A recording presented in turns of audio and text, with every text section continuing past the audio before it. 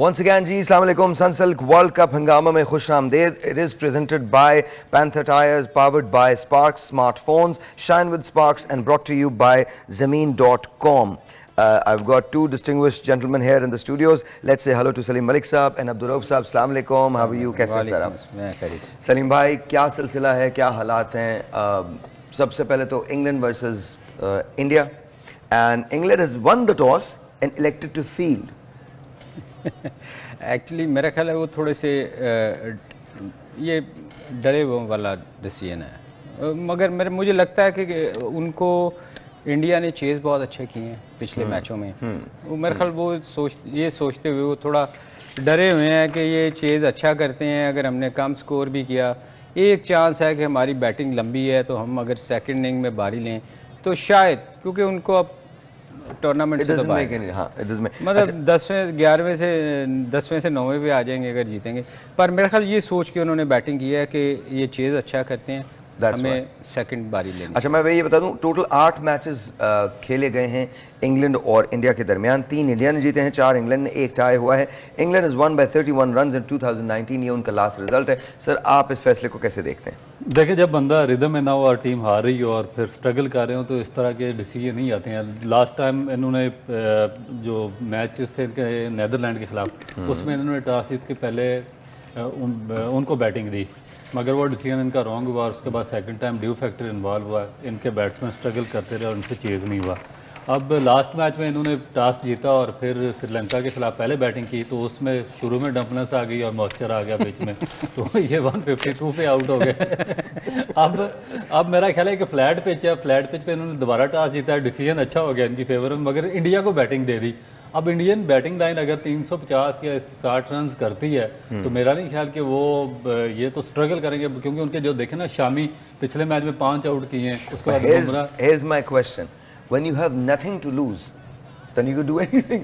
मतलब England nothing to lose, तो फिर इनको बैटिंग ही करनी चाहिए थी। मैं भी तो यही सोच रहा हूँ। मैं देखें, England is not going to the semifinal, whether they win this और they don't win this, they not going to the semifinal. ये साहब भाई वही चीज़ है कि जो हमारे कैप्टन के दिमाग में एक चीज़ आती है। आपको पता है, जब मेलबर्न में फाइनल हुआ था T20 वर्ल्ड कप का, उसका आखिरी ओवर किसने किया था? 17 रन चाहिए थे, आपके दोस्त ने। आप मुझे ये कोई $1 मिलियन क्वेश्चन है, किसने किया होगा बताएं आप?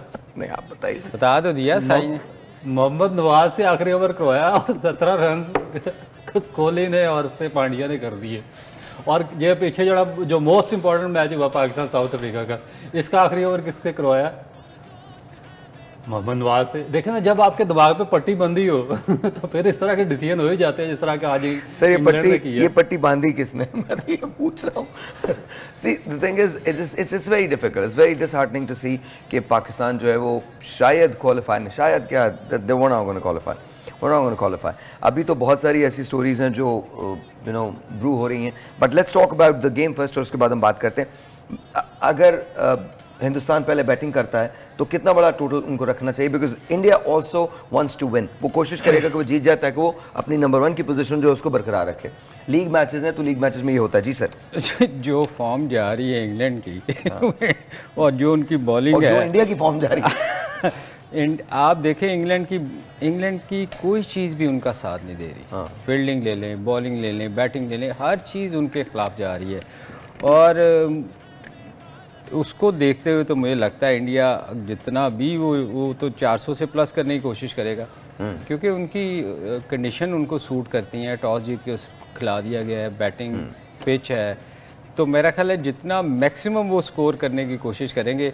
हाँ, अनलेस कि आज इंग्लैंड का दिन ना हो कि वो जल्दी अर्ली विकेट गिर जाएं और चेंज हो जाए गेम, अदरवाइज नज़र नहीं आ रहा जो इंडिया की फॉर्म है, इंग्लैंड की फॉर्म, दोनों मतलब।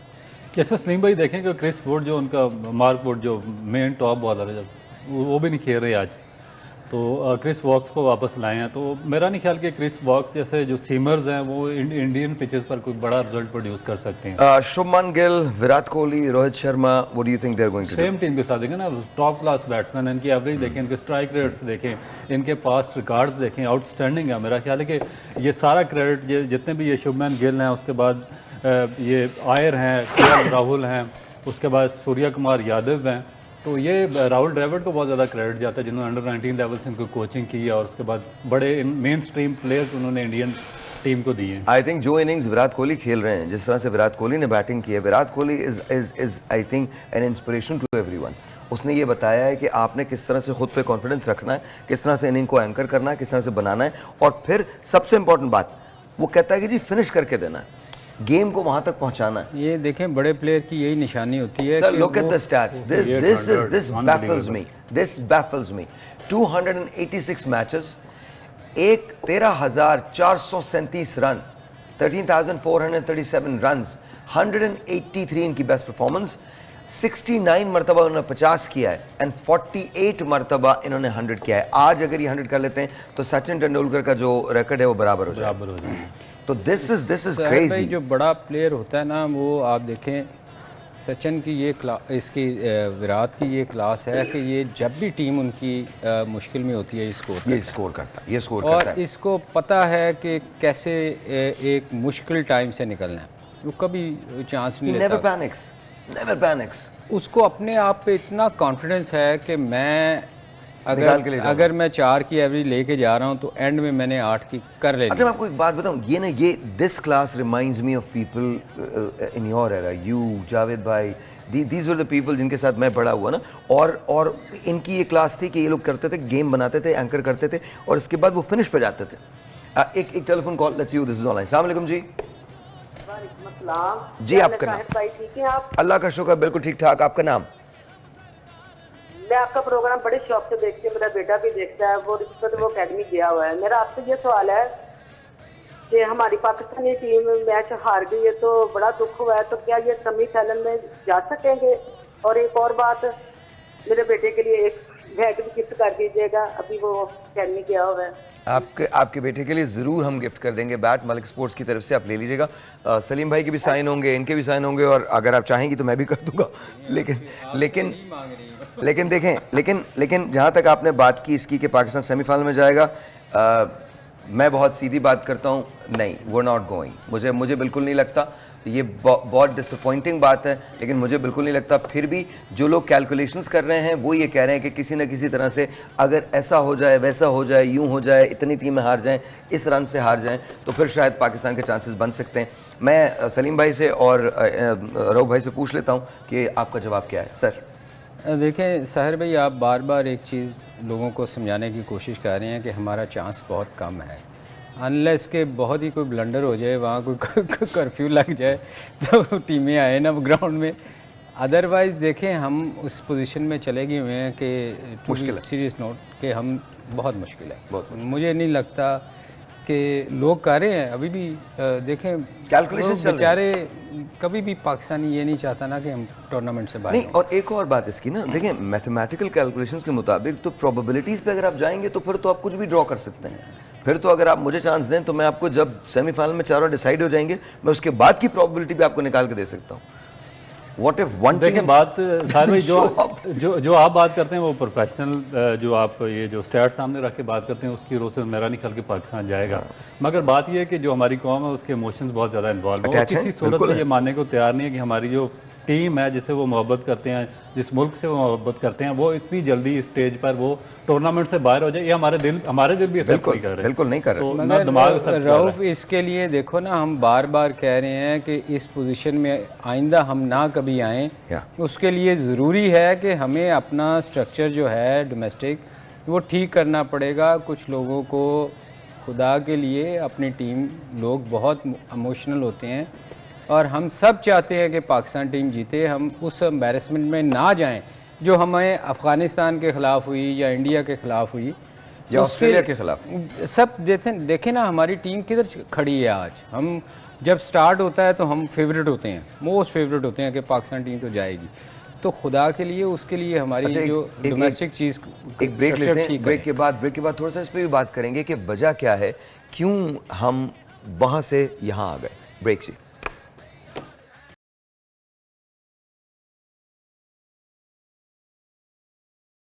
Ladies and gentlemen, once again, welcome back. I am with Salim Malik Saab and Abdul Rauf Saab. जी sir, what do you think? Pakistan यहाँ पे इस जगह खड़ा है, यहाँ से कहाँ जाना है हमने?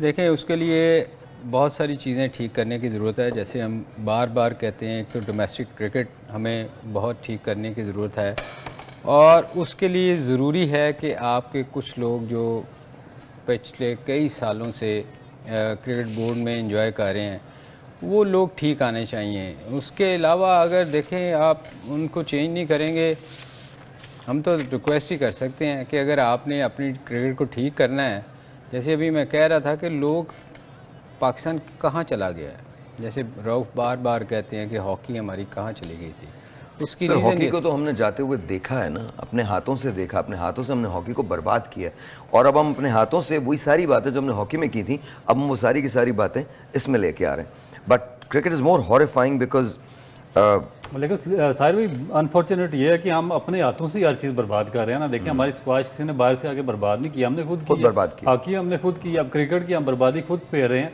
आपका ये देखें ना कि बारियां लगी हुई हैं, ये सेटअप जाएगा, कोई नया सेटअप आ जाएगा, और वही लोग इसमें फिट आएंगे जो कि काफ़ी अर्से से इस म्यूजिकल चेयर का हिस्सा हैं, बार बार वही, क्योंकि वो यूज टू है इस चीज़ की। अब देखें जब तक आपके सामने नेशनल इंटरेस्ट फर्स्ट नहीं होगा, अपनी ज़ात आपकी प्रायोरिटी होगी, आप कॉन्ट्रैक्ट प्लेयर्स को लेकर दे रहे होंगे अपनी ज़ात के लिए, और फिर जो बार बार बात करता हूँ कि जो आपके चेयरमैन होते हैं इतने डम्प हेडेड होते हैं कि भाई आप जब एक बंदे के कॉन्फ्लिक्ट ऑफ इंटरेस्ट हैं, उसके ज़ाती इंटरेस्ट इन्वॉल्व हैं, आप उनको बड़ा ओहदा पाकिस्तान क्रिकेट बोर्ड में क्यों देते हैं? नेपोटिज्म क्यों होती है?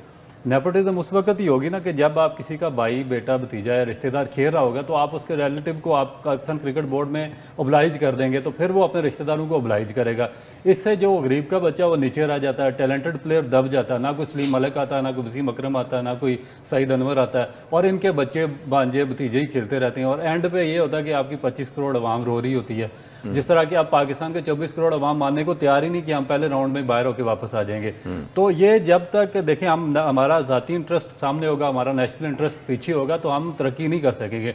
मैं इसीलिए जो चीफ जस्टिस ऑफ पाकिस्तान है, आर्मी चीफ पाकिस्तान के हैं, और प्राइम मिनिस्टर ऑफ पाकिस्तान, उनसे अपील करूंगा कि ये जो अभी स्टोरीज आ रही हैं, जो सलीम खालिक ने है, मुबशर लुकमान ने स्टोरी शेयर की है, इसकी इन्वेस्टिगेशन करें। पाकिस्तान क्रिकेट बोर्ड में पिछले 15 साल की इन्वेस्टिगेशन की जरूरत है, ऑडिट नहीं हुआ। आज मुबशर भाई ने भी एक स्टोरी शेयर की है, देखें ना, बड़ी सीरियस स्टोरी है, बड़ी खतरनाक स्टोरी है। देखें किस तरीके से पाकिस्तान के इंटरेस्ट को पाँव के नीचे रौंदा गया। और बड़े जिम्मेदार जर्नलिस्ट हैं मुबशर भाई, कोई बात जो करेंगे वो ऐसे यूं नहीं की जा सकती। तो आई थिंक बहुत सीरियस ये एलिगेशंस हैं, और जाहिर है इसको तो देखना पड़ेगा ना। सर देखिए, जब इतने बड़े बड़े कॉन्फ्लिक्ट ऑफ इंटरेस्ट हैं लोगों की, उनकी अपनी प्राइवेट कंपनीज हैं, आप उनको पाकिस्तान क्रिकेट बोर्ड में इतने बड़े ओहदे पर कैसे जवाब दे सकते हैं? कैसे हो सकता है? क्यों सलीम भाई? नहीं, एक चीज़ जो ख़तरनाक उसमें देखें ना, एक है कि जो कॉन्ट्रैक्ट हुए हैं उसमें अब नज़र आ रहा है कि कुछ प्लेयर को टीम में रखा गया और वो निकल नहीं रहे। हम पिछले कई दिनों से इस चीज़ का शोर कर रहे हैं कि यार ये टीम में क्यों प्लेयर है, ये फ़लाँ प्लेयर क्यों टीम में है, और वो नज़र आ रहा है कि उनकी स्टोरी के बाद कि वो रीज़न यही है कि जो वो कह रहे हैं बकौल उनके कि कॉन्ट्रैक्ट साइन ही इसीलिए किया गया था कि आप लोग होंगे तो टीम में रहेंगे वरना नहीं रहेंगे। ये बड़ी सैड स्टोरी है, ये दुख वाली बात है कि अगर ऐसा अब नजर आ रहा है कि वो ऐसा हुआ है। और इस पर ऐसा होना, देखिए ऐसा होना नहीं चाहिए ना, ऐसा होना नहीं चाहिए, because at the end of the day Pakistan का इंटरेस्ट शुड कम फर्स्ट। बिल्कुल पाकिस्तान फर्स्ट आना चाहिए। किसी सूरत भी आप पाकिस्तान देखिए, पर्सनैलिटीज कब से आप कंट्री के ऊपर रख लेंगे?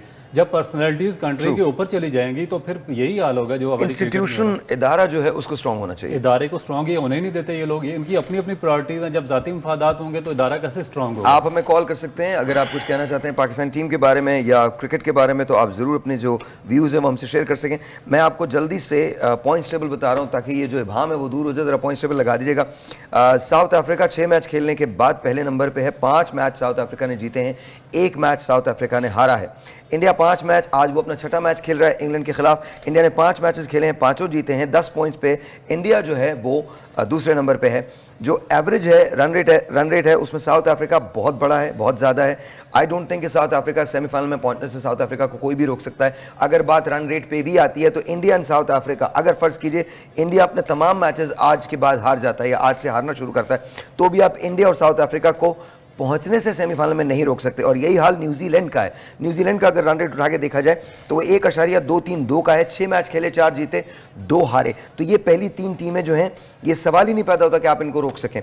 रही बात ऑस्ट्रेलिया की, तो ऑस्ट्रेलिया इस वक्त जिस फॉर्म के अंदर है, ऑस्ट्रेलिया अपने आगे आने वाले 3 मैचेस में से अगर सिर्फ 1 मैच भी जीत जाता है तो वो 10 पॉइंट्स के साथ टेबल पे खड़ा होगा और उसका स्कोर भी तकरीबन 0.970 इस वक्त है। तो बाकी जितनी टीम्स हैं आप उनके पॉइंट्स कैलकुलेट कर सकते हैं। हर टीम का जो पॉइंट है, ऑस्ट्रेलिया के बाद की बात कर रहा हूं मैं, हमेशा कहता हूं कि यही 4 टीमें जा रही हैं और मुझे नहीं पता कि कैलकुलेशंस लोग कैसे करते हैं। सब ने 5-5 मैचेस खेले हैं, कुछ ने 6 मैचेस खेल लिए हैं। अब आप श्रीलंका से लेकर इंग्लैंड को देख लीजिए। श्रीलंका के पॉइंट्स हैं 4, इनके मैच बचे 4। हमने भी 6 खेल चुके हैं। एग्जैक्टली, पाकिस्तान ने तो खेले, पाकिस्तान ने 6 खेले हैं और 6 में से 4 पॉइंट्स हैं हमारे और मैच बचे 3। अगर हम तीनों जीत भी जाते हैं तो वेयर डू वी स्टैंड? हम 10 पॉइंट्स के साथ होंगे। हमारा एवरेज देखिए क्या है, -0.387। अफगानिस्तान ने 5 मैच खेले, 2 जीते, 3 हारे, 4 पॉइंट के साथ। अगर अफगानिस्तान भी अपने सारे मैचेस जीत जाता है, ऐसा होना नहीं है ना, ये बहुत बड़े मार्जिन से बड़े फिर भी हम ऊपर की 4 टीमों में देखें सर, मैं आपको पहले एक मैच जीतना उन्होंने, हमने 3 मैच जीतने और जो हमारी फॉर्म बड़े मार्जिन से रन रेट हमारा बहुत प्लस में जाए तो फिर, और ये मेरा नहीं ख्याल कि possible. No, these 4 teams, South Africa, India, New Zealand, Australia, ये क्वालिफाई करेंगी सेमीफाइनल के लिए और यही सेमीफाइनल खेलेंगी। इसके अलावा कोई चेंज मुझे नजर नहीं आती, अनलेस एंड अनटिल कोई ऐसी चीज हो जाए जो मुझे नजर ना आ रही हो। लेकिन मुझे नहीं पता आप लोग कैलकुलेशन कर रहे हैं तो कैसे कर रहे हैं, कौन है जो बैठ के वहां ये कैलकुलेशन कर रहा है। मैंने भी थोड़ी बहुत मैथमेटिक्स तो पढ़ी है, तो मुझे नहीं मालूम कि ये किस तरह से पॉसिबल है, फीजिबिलिटीज की क्या बनती है। यूं अगर हम प्रोबेबिलिटीज की तरफ जाएं तो फिर तो बहुत कुछ हो सकता है। फिर तो जैसे सलीम भाई ने कहा, कर्फ्यू लग जाए, टीम ना आए, फिर तो आप मतलब मजबूर कर दें लोगों को, तुमने खेलना ही नहीं है, तो वो एक दूसरी बात है। वो दीज आर द 4 टीम्स जो आगे जा रही हैं एंड हो सकता है इसमें, वैसे देखें टूर्नामेंट में, देखिए इसमें एक तब्दीली आ सकती है। शायद न्यूजीलैंड और ऑस्ट्रेलिया, शायद ये कहीं इनमें से कोई एक टीम स्ट्रगल कर जाए, बट अदर देन दीज 2 कोई ऐसा नहीं है। South Africa and India, Australia के वीक मैचेस है, मेरा नहीं ख्याल कि ऑस्ट्रेलिया वही मैं कह रहा हूं, जिस फॉर्म में उनके बॉलर और बैट्समैन और स्पेशली फील्डिंग कर रहे हैं, और जो उनकी बॉडी लैंग्वेज है, सबसे जो ज्यादा मैटर करता है वो बॉडी लैंग्वेज मैटर करती है बड़े वर्ल्ड कप में। यार रऊफ जो कल न्यूजीलैंड खेली है, क्रिकेट खेली, आउटस्टैंडिंग। आपको लगता है कि आप लोग न्यूजीलैंड के तालियां बजा दें, सीरियसली, रियली नहीं, जो कल खेली है साहिर भाई, क्या आपको लगता है कि वो 3 मैचों में बहुत इतना बुरा खेलेंगे कि वो क्वालिफाई? मुझे नहीं, सवाल ही नहीं पैदा, क्वालिफाइंग, चारों क्वालिफाई कर रहे हैं। मुझे गली की क्रिकेट याद आ गई। मैं आपको, हम इतने एक्साइटिंग मैचेस होते थे हमारे, जो हम रमजान में खेलते थे या ग्राउंड के अंदर कभी खेलते, हमारे जो मैचेस होते थे, जो मैंने जो खेले हैं, कराची में खेले हैं, पेशावर में 1-2 खेले या लाहौर में खेले, तो वो इतने वो नेल बाइटर्स होते थे और हर आदमी कोशिश करता था। भाई कल तो एग्जीबिशन मैचेस हम जाके खेला करते थे ना, कि चौके छक्के, कि यार लोग आए हैं, खुश होंगे देख के मैच। कमाल इनिंग खेली है। मैं ब्रेक लेता हूं, ब्रेक के बाद we'll be right back.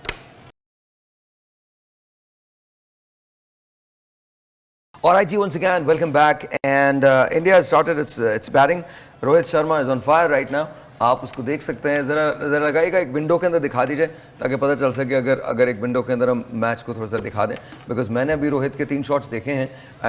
He was brutal, he was just completely brutal. उसने आगे बढ़कर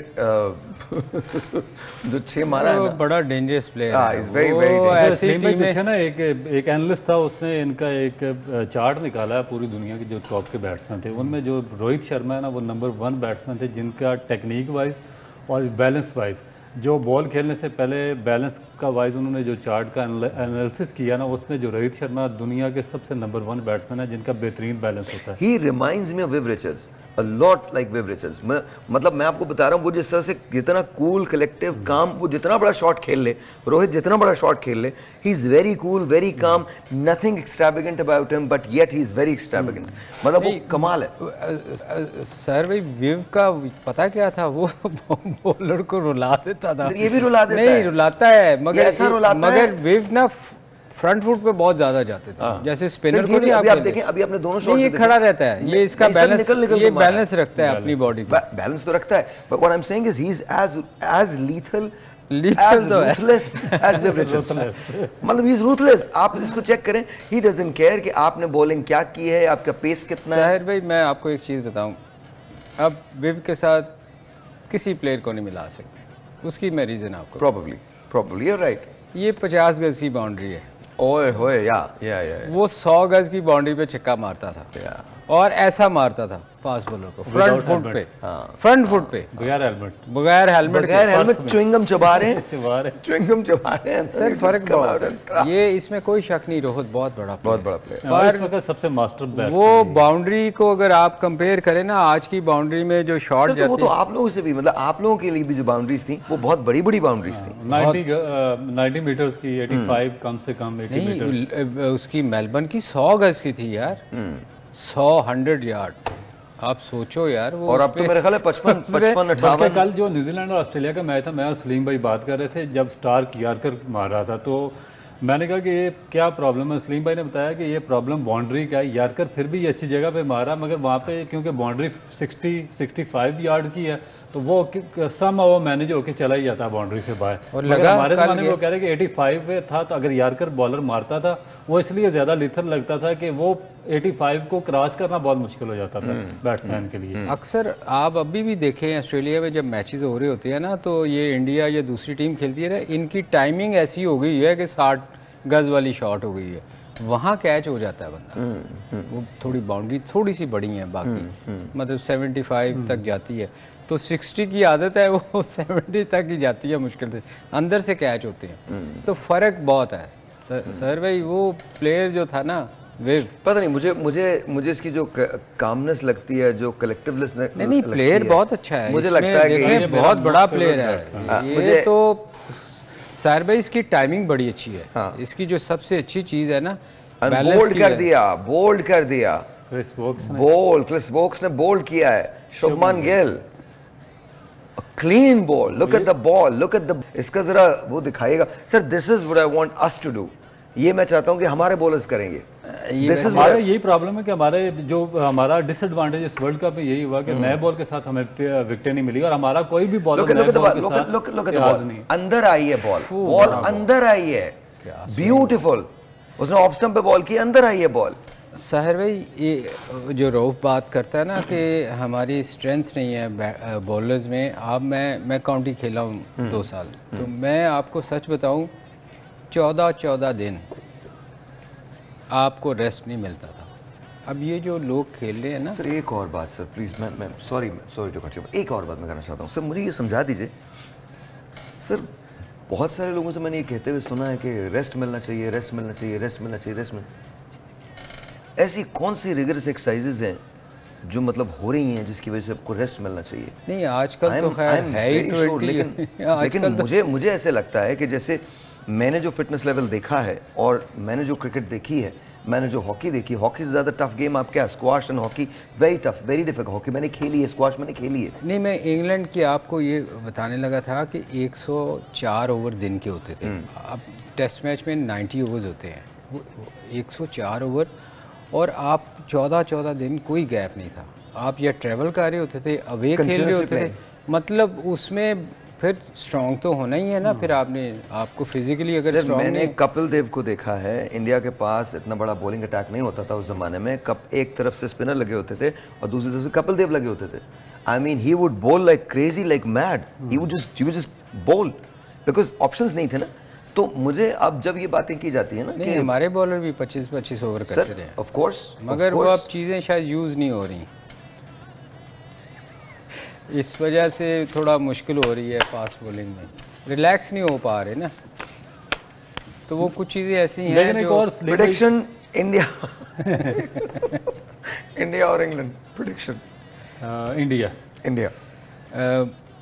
यार मेरा दिल इंग्लैंड कहने को है, क्योंकि मैं इंग्लैंड की तरफ जाऊंगा। आप इंग्लैंड, आपने इंडिया कहा है, आपने इंग्लैंड कहा है, मैं सिर्फ इतना कह रहा हूं, इट्स टाइम फॉर लंच हमारे लिए, so we are gonna take a break, 11 बजे मुलाकात होगी, तब तक के लिए खुदा हाफिज।